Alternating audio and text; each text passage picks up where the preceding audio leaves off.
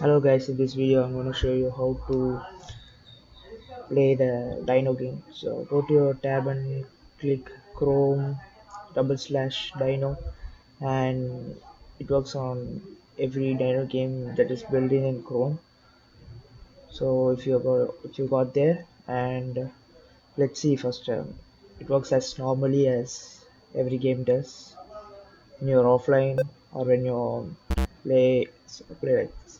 So right click and click inspect and open console and write the command which I'm going to write.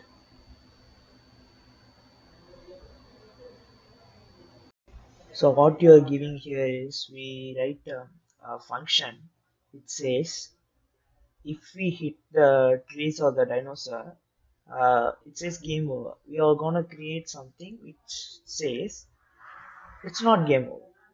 That's pretty much it guys. So let's check it out. When you finish it and click enter, so it's gonna run like that, and let's retry it. So that's all for this video guy. I hope you like watching, and thank you. See you in the next video again. Bye guys.